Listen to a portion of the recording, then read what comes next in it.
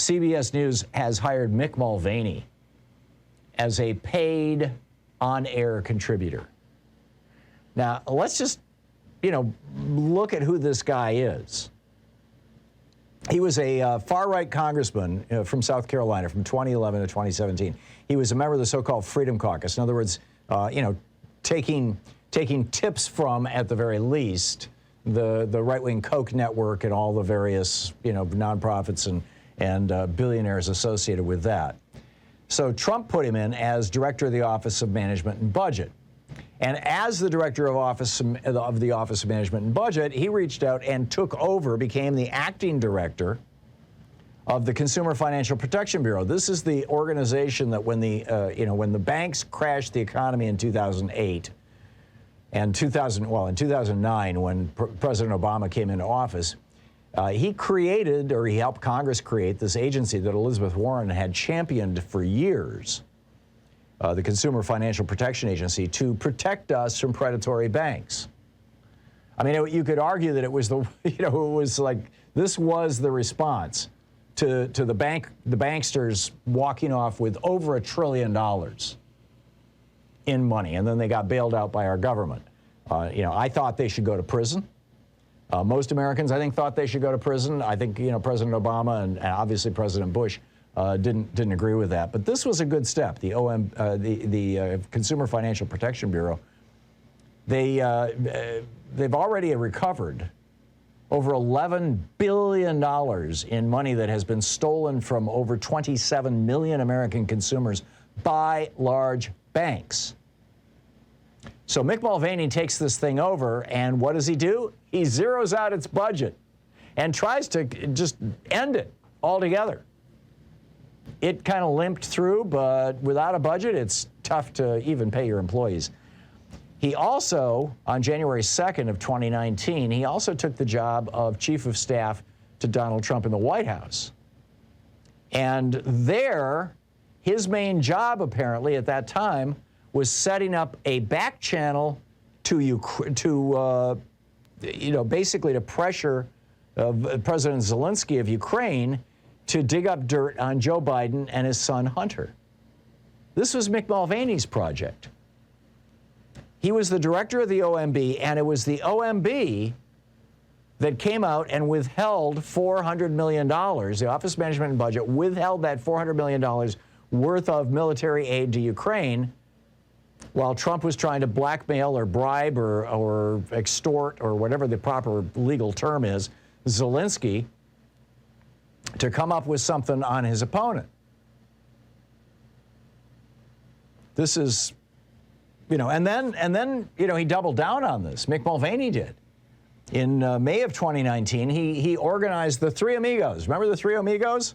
Kurt Volker, Rick Perry, and Sondland, the Oregon guy, Gordon Sondland, to go in and pressure Zelensky. And they went over to Ukraine to try and lean on this guy. And when the story finally came out, Mulvaney admitted it. He said, I have news for everybody. There's going to be political influence in foreign policy. Right. So this is the guy that CBS just hired as a commentator, put him on the air, and simply introduced him as former director of the Office of Management and Budget. Let's talk about Joe Biden's budget. What do you think? Didn't ask him about what he did as director of OMB to shut down the Consumer Financial Protection Bureau. No, not a word. Now, it turns out, according to Jeremy Barr over at the Washington Post, that the reason CBS hired this guy was because, well, they have a recording of the co-president of CBS News saying, and I quote, and he's talking to his staff, Republicans are going to take over most likely in the midterms. A lot of the people we're bringing in will help us in terms of access to that side of the equation. Right. This is grim stuff. I mean, it's just this. Mick Mulvaney once told an audience, this was when COVID started, right? When COVID was, I mean, he was the White House chief of staff when COVID hit the United States. And he came out and he said that Trump was extraordinarily proud of his extraordinary response to COVID. And Mulvaney then was at CPAC And he engaged in this dialogue at CPAC with Stephen Moore. And, who said, what are you guys doing about this? And he said, we put restrictions on travel from China that, quote, would prevent a further outbreak in this country. Right, how'd that work out? And then when they kind of pressed him on it, he said, well, the best thing to do to calm the markets, this was, the market had just crashed. He said, the best thing to do to calm the market would be tell people to turn their televisions off for 24 hours. This is not Ebola. This is something we know how to deal with, said Mick Mulvaney. 2 years later, 1 million Americans, roughly, are dead. Stephen Moore ended that segment, as Richard Hine is noting over at the Daily Edge on Substack. Stephen Moore ended that segment by saying, thank God we don't have a socialized healthcare system in the United States. Hine notes, on Mulvaney's watch, the White House took a wrecking ball to checks and balances by vowing to defy all congressional subpoenas, which, by the way, they did. On Mulvaney's watch, the Trump administration launched an unconstitutional attack against the process to conduct a fair census. And on Mulvaney's watch, at least 25 administration officials received security clearances that should not have been granted based on the recommendations of intelligence officials. I would add, Jared Kushner was one of them. He was deemed a security risk, but he was given access to top secret, high top secret, whatever you want. It's okay. He's my son-in-law, even though he's a professional grifter. Remember when Les Moonves said, Trump may not be good for America, but it's damn good for CBS? Well, CBS appears to be following that same line of thinking.